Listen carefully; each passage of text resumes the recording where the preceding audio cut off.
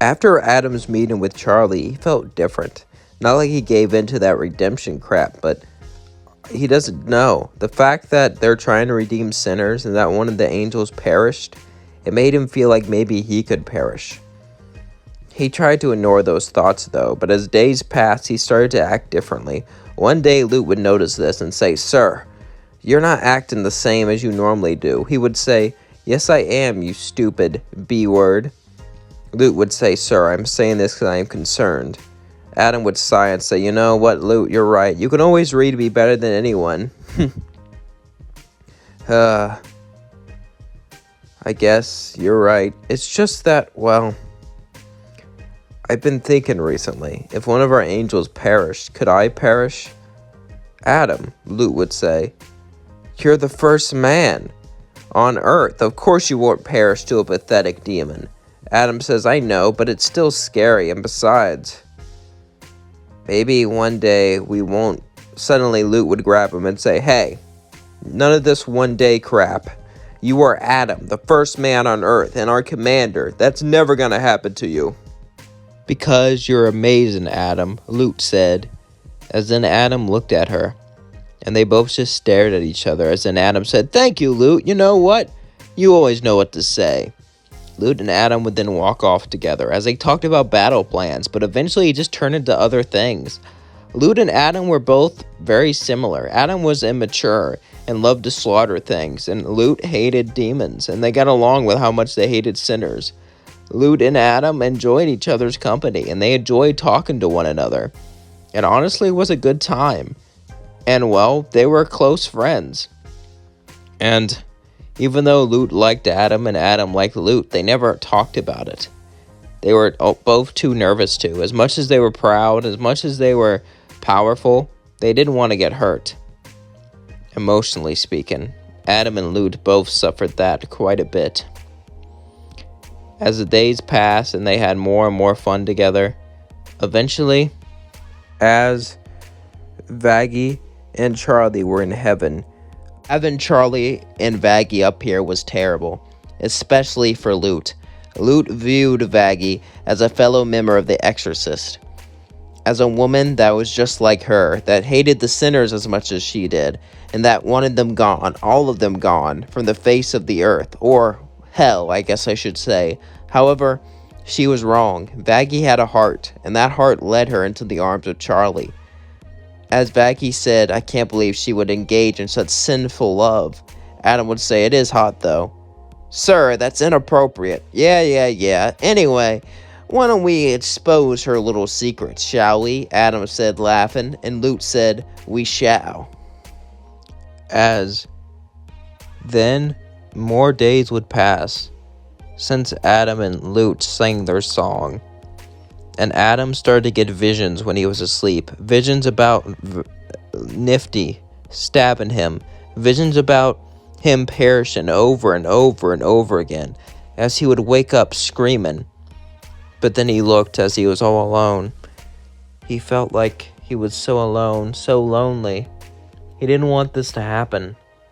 He couldn't let it happen. Adam sighed as he walked over to Lute's house. As he said, "Lute, wake up, you effing B-word."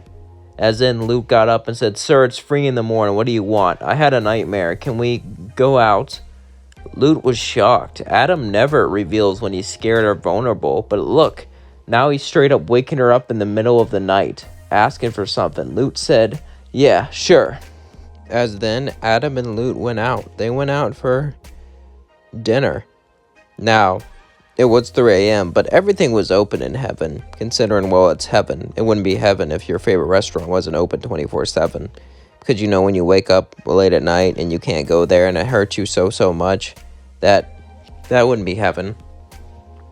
As they enjoyed eating dinner there, Adam and Lute began to talk. "So, sir, you're not really feeling well. You think I could take in charge of this extermination?" "What? Are you saying?" "No, I'm not saying you're not good enough. You're better than anyone, Adam. You're better than me. You're the best man on Earth. You're the original man. But you're getting more and more scared. These sinners are using dirty tricks against you because they know they can't beat you one-on-one." Adam would say, "It's not true. They can beat me." For so long I've been obsessed with my pride, been obsessed with who I am. However, Lute, I have a question for you. Lute would be confused as she would say, what's the question? Well, why do you follow me, Lute?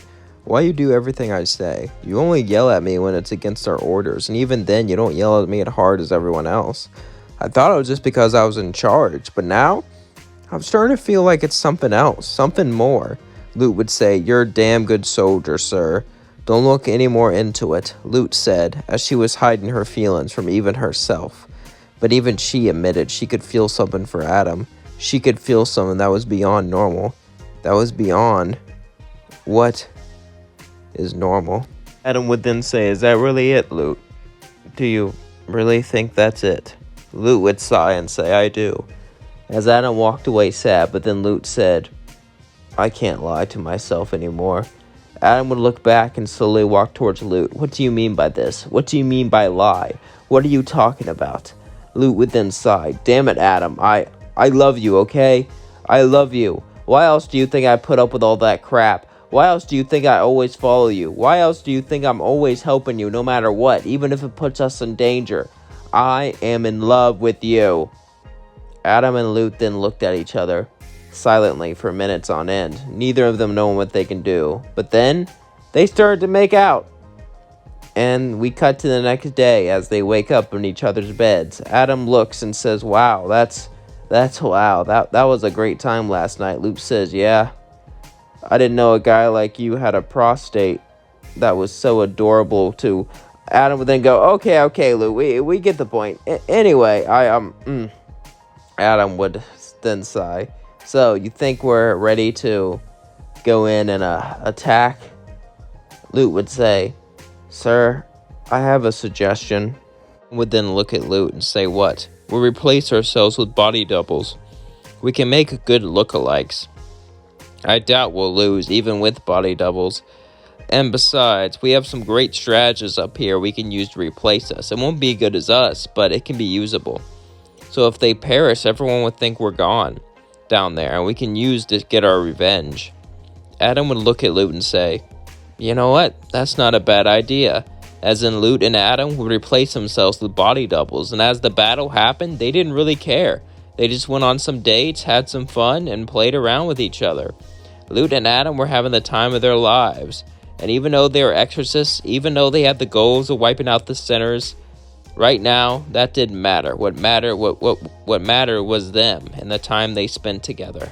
As Lute and Adam spent time together, the attack happened, and well, it failed, just like in canon.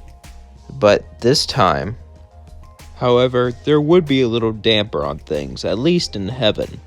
Serpentius would be redeemed. As he was redeemed, he was brought into heaven. And Sarah was terrified of this. It meant sinners could be redeemed. Sinners can be among the ranks of angels, and they can share secrets that angels have. This was horrifying for all of them. It seemed like all of heaven was in jeopardy, especially after that big defeat. However, she knew that Adam was still alive, and they didn't, so this can be used to her advantage. And this must be why Adam put a body double there. He knew that he couldn't win. Adam was smarter than Sarah gave him credit for, apparently. Sarah would call Adam and Lute in and tell him about the situation. As they both looked at each other, Adam would say, you know, I'm done. Sarah would say, what? What are you talking about? I'm done being an exterminator. I have Lute, and that's all that matters. Lute would look at Adam and say, I agree, sir, as then they kissed each other.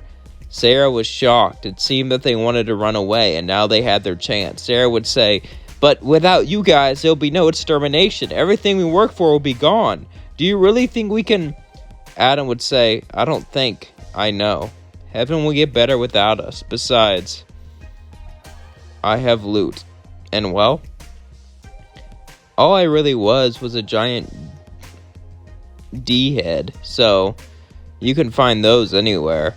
Adam and Lute laughed as then they walked away, holding hands, kissing each other, expressing their love for one another. They felt so happy. They felt so free. They felt like they could finally be themselves and be together. And that's going to leave things off. Don't forget to like, comment, and subscribe. I hope you all have an amazing day. And it felt kind of weird doing a straight ship on Pride Month. I'm not going to lie. Maybe I should have done more gay ships. I don't know. But anyway, here's a little straight thing for the allies. Love you. Thank you for supporting us. It means the world to us. But yeah, don't forget to like, comment, and subscribe. Please share with all your friends. And I hope you all have an amazing, amazing, wonderful day. Because each and every one of you, I love you. And you mean the world to me. And thank you so much for watching my videos. Thank you so much for liking them. Thank you so much for commenting on them. They truly mean the world. And yeah, it's crazy to believe that it hasn't even been a year. Soon it'll be a year within 1 month. But like, soon we're reaching our year anniversary of this channel. And in a year, we've gone from 0 subscribers, obviously, to 5,000 in 1 year, which is crazy. Honestly, though, I know it's nothing compared to a lot of other channels, like 5,000. There's like some people who spam shorts who get like a lot of views and videos and all this stuff, but I only do 1 short and 1 video a day, so you know how it is. But yeah, for what I do, I'm very lucky to have as many subscribers and followers that I do. So yeah, thank you so much. I am so happy that you're a part of my community. I'm so happy that you watch my videos. And just know that you always make my day. And I love you all very, very much. Peace out.